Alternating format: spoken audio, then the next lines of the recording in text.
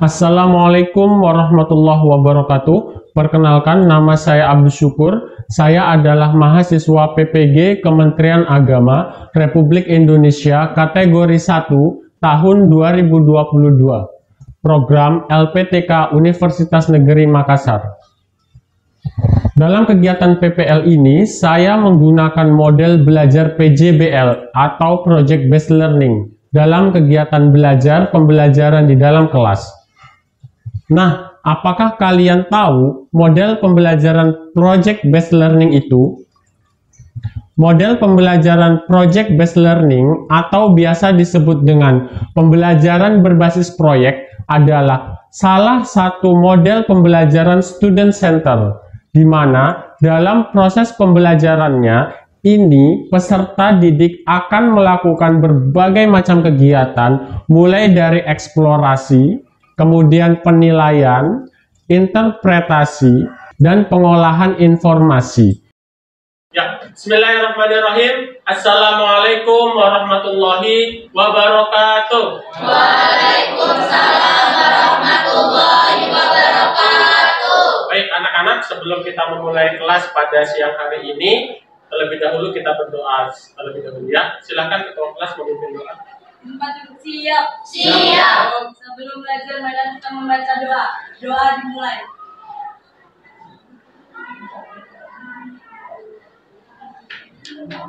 Berdoa selesai, memberi salam. Assalamualaikum warahmatullahi wabarakatuh.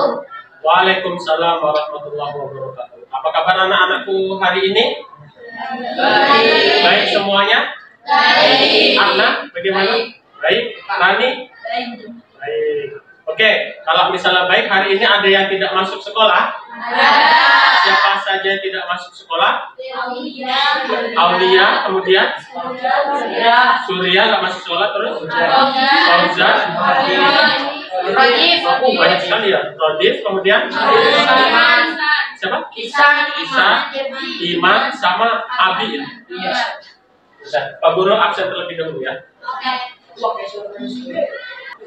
Baik, kita mulai pelajaran pada siang hari ini. Namun sebelum kita mulai, kita doakan terlebih dahulu. Mudah-mudahan teman-teman kalian, baik yang alfa maupun yang sakit, besok bisa kembali hadir bersama kita lagi dan belajar di sekolah. Amin ya robbal. Amin. Belajar semua, sudah dibuka lagi materi yang sudah Pak Syukur berikan kepada kalian? Sudah. YouTube-nya sudah dibuka? Sudah ya. Untuk materi yang akan kita bahas pada siang hari ini adalah praktek daripada materi yang sudah kita berikan sebelumnya. Yang pertama itu kan ada pengenalan Microsoft Excel, kemudian fungsinya apa, ya kan?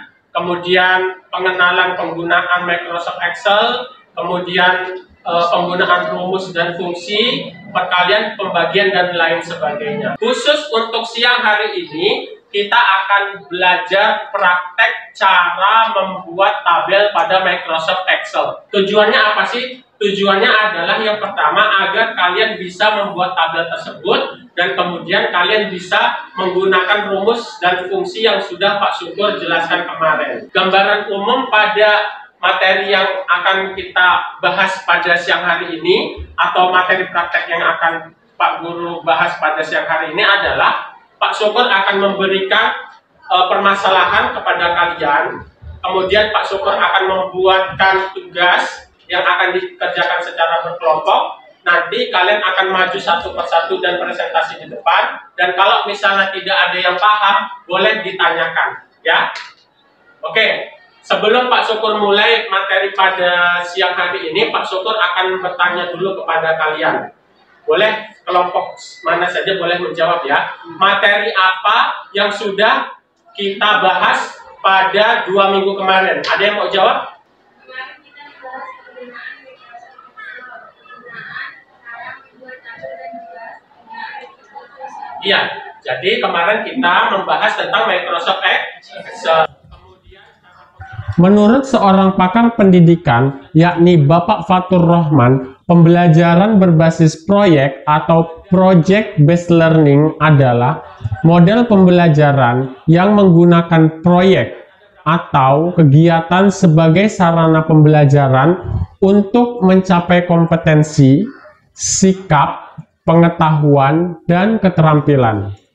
Proyek sendiri dapat diartikan sebagai kegiatan yang terdiri atas banyak sekali pekerjaan dan membutuhkan koordinasi serta spesialisasi tenaga penunjang untuk menyelesaikannya.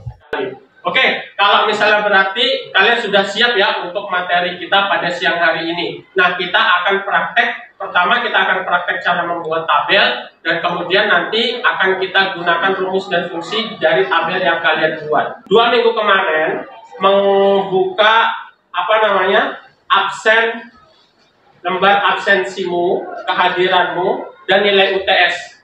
Jadi di sini ini Pak Syukur ambil dari buku catatan Pak Syukur. Di sini ada rekap data absensi kalian selama beberapa minggu terakhir sebelum kita UTS. Sementara itu, pakar pendidikan yang lain yaitu Bapak Saifuddin berpendapat bahwa Project Based Learning merupakan metode belajar menggunakan masalah sebagai langkah awal dalam mengumpulkan, mengintegrasikan pengetahuan baru berdasarkan pengalaman di dalam beraktivitas secara nyata. Oke, boleh dilihat anak-anakku sekalian pada lembar yang pertama, tabel pada lembar yang pertama, silakan dilihat. Di sini ada absensi dan rekap data nilai UTS, ya. Dan kemudian di sini ada rekap absensi kalian, jumlahnya, dan kemudian ada nilai UTS-nya. Dan kemudian yang kedua, silakan buka lembar yang kedua. Silakan kalian buat tabel seperti yang sudah Pak Syukur contohkan, dan kemudian kalian isikan rekap kehadiran yang ada pada tabel yang di lembar pertama, ya. Jadi nanti silakan kalian pindahkan rekap datanya. Kalau misalnya tidak ada, berarti nilainya 0 aja, ya. Oke, sekarang kita coba analisis bersama-sama dari tabel yang sudah Pak Syukur buat, ya. Ada berapakah kolom tabel rekapitulasi absensi siswa dan nilai UTS ini? Ada berapa? Coba dihitung semuanya. Ada berapa kolom? Ada? Kolom itu ke samping. Ada berapa? 7? 8? Ada berapa? Ada 8, ya. Jadi nomor, nama siswa, izin, sakit, alfa, bolos, hadir, sama nilai UTS. Jadi kalian bikin seperti ini di sel pertama, madrasah di sel kedua, tahun di sel ketiga, dan semester di sel keempat. Oke, coba Pak Syukur misalkan. Kemudian di bawahnya kita tuliskan kolomnya, ada nomor, nama siswa. Adapun implikasinya adalah proyek hanyalah menjadi suatu wahana yang akan menstimulus peserta didik untuk berkreasi dan belajar. Nah, dari simpulan beberapa pendapat ahli di atas, dapat disimpulkan bahwa model pembelajaran Project Based Learning adalah model pembelajaran yang berpusat pada siswa dan berangkat dari suatu latar belakang masalah untuk mengerjakan suatu proyek atau aktivitas nyata yang akan membuat siswa mengalami berbagai macam kendala-kendala kontekstual sehingga harus melakukan investigasi atau inquiry dan pemecahan masalah untuk dapat menyelesaikan proyeknya sehingga dapat mencapai kompetensi sikap, kemudian kompetensi pengetahuan, kompetensi keterampilan sesuai dengan tujuan pembelajaran. Di sini kelas 7A ada berapa siswanya? 24 ya, berarti kita tuliskan. Nah, ini untuk penulisan nomor kita bisa pakai autofill. Caranya kita ketikkan 1, kemudian 2, kemudian 3 di sini. Kemudian kalian blok 1 sampai 3. Kemudian kalian arahkan kursor ke samping bawah sampai muncul tanda plus kayak gini. Klik kiri, kemudian tahan dan geser ke bawah sampai angka 25. Silakan kalian berdiskusi masing-masing kelompok, namun pengerjaannya masing-masing ya. Diskusi per kelompok, namun pekerjaannya masing-masing. Kelompok 1, 2, 3, 4, dan 5. Silakan kalian diskusi masing-masing kelompok, namun pengerjaannya masing-masing. Model pembelajaran project based learning mempunyai karakteristik yang membuat guru menjadi fasilitator untuk memberikan permasalahan berupa project yang harus diselesaikan oleh peserta didik.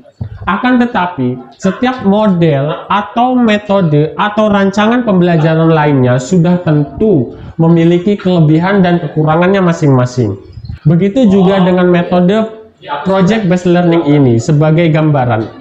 Umumnya, project based learning adalah model sapu jagat atau serba ada atau serba bisa yang melibatkan pembelajaran kontekstual, investigasi atau inquiry, dan problem solving yang akan berdampak sangat baik untuk kompetensi peserta didik secara keseluruhan, baik dari sikap, kemudian pengetahuan, dan keterampilan.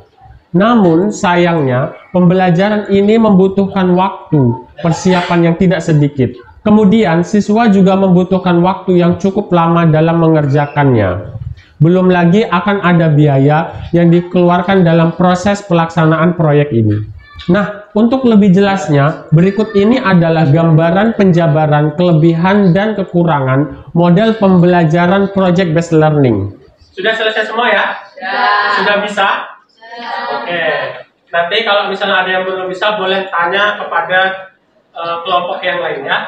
Oke, tahap selanjutnya, sekarang kita akan presentasi masing-masing kelompok dalam membuat tabel yang ada di depan ini ya. Kita akan coba presentasikan satu persatu. Kelebihan project based learning yakni 1. Meningkatkan motivasi belajar peserta didik untuk belajar. Siapa namanya? Nabila ya? Nabila.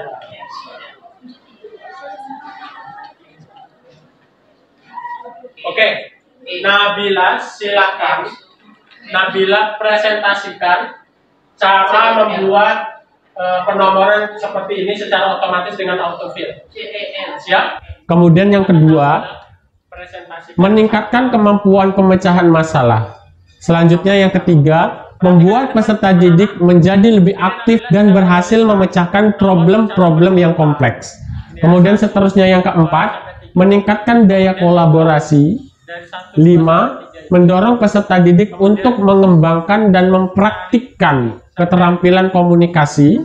Kemudian selanjutnya 6. Meningkatkan keterampilan peserta didik dalam mengelola sumber.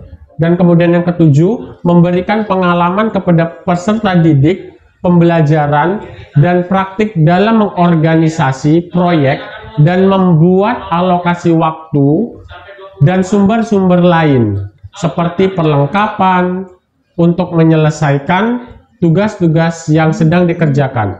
Kemudian yang kedelapan, menyediakan pengalaman belajar yang melibatkan peserta didik secara kompleks dan dirancang untuk berkembang sesuai dengan dunia nyata. Kemudian yang kesembilan, membuat suasana belajar menjadi menyenangkan sehingga peserta didik maupun pendidik menikmati proses pembelajaran. Dan baris. Ya. Perhatikan ke depan kelompok yang lain.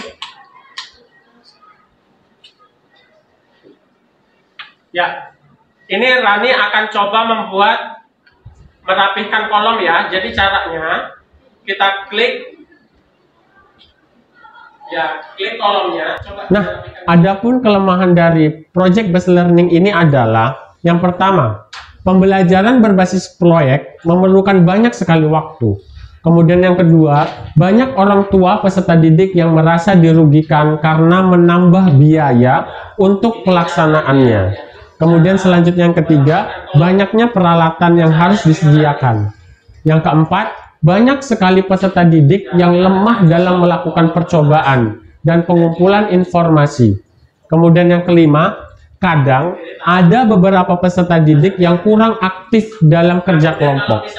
Akan tetapi, berbagai kelemahan dalam pembelajaran berbasis proyek ini dapat diatasi dengan beberapa langkah berikut. Yang pertama, Guru harus memfasilitasi peserta didik dalam menghadapi masalahnya. Kemudian yang kedua, guru membatasi waktu peserta didik dalam menyelesaikan proyek. Kemudian yang ketiga, guru menyediakan peralatan yang sederhana yang terdapat di lingkungan sekitar. Kemudian yang keempat, guru memiliki lokasi penelitian yang mudah dijangkau. Kemudian yang kelima, guru menciptakan suasana belajar yang menyenangkan sehingga guru dan peserta didik merasa nyaman dalam pembelajaran. Oke, ada lagi yang masih ragu dan ingin tanyakan? Ya, Ilham. Bagaimana cara menuliskan penomoran di project Excel dengan otomatis tanpa menuliskan satu persatu? Oh iya. Tadi yang sudah dijelaskan sama siapa? Sama siapa? Untuk yang penomoran otomatis tadi? Sama Nabila. Ya boleh, nggak apa-apa. Pak Syukur ulang lagi. Teman-teman mahasiswa PPG, kemudian adapun sintaks atau pedoman dasar dalam melakukan atau menentukan langkah-langkah pelaksanaan model pembelajaran PJBL ini atau Project Based Learning ini adalah: 1.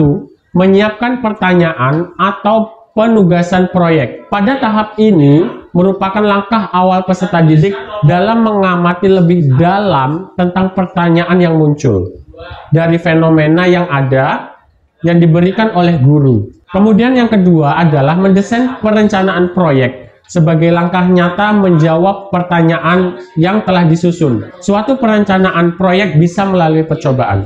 Kemudian yang ketiga adalah menyusun jadwal sebagai langkah nyata dari sebuah proyek. Penjadwalan sangatlah penting agar proyek yang dikerjakan sesuai dengan waktu yang tersedia dan sesuai dengan target. Kemudian yang keempat, memonitor terus kegiatan dan perkembangan proyek. Peserta didik mengevaluasi proyek yang sedang dikerjakan. Ada yang mau ditanyakan? Ada sudah? Sudah ya? Oke, karena waktunya sudah habis dan akan masuk kepada materi yang selanjutnya. Untuk minggu depan, nanti kalian ingat-ingat ya, proyek yang kalian buat di dalam, nanti di proyek tersebut nanti kita akan masukkan atau sisipkan rumus dan fungsi. Nanti akan kita hitung rekapitulasi dari yang ada di absen Pak Guru itu ya, dan itu nanti kita akan lanjutkan minggu depan. Tetap semangat, tetap belajar lagi di rumah, dibaca lagi bukunya, materi yang sudah Pak Syukur berikan. Nanti kalau misalnya ada yang ingin ditanyakan, kalian boleh langsung japri Pak Syukur. Dan marilah kita tutup pertemuan pada siang hari ini dengan ucapan hamdalah. Alhamdulillahirrahmanirrahim. Silakan ketua kelas menyiapkan. Siap. Siap. Setelah kita membaca doa, doa dimulai. Doa selesai, memberi salam. Assalamualaikum warahmatullahi wabarakatuh. Waalaikumsalam warahmatullahi wabarakatuh. Silakan kembali ke kelas masing-masing dan bertemu dengan guru selanjutnya. Silakan.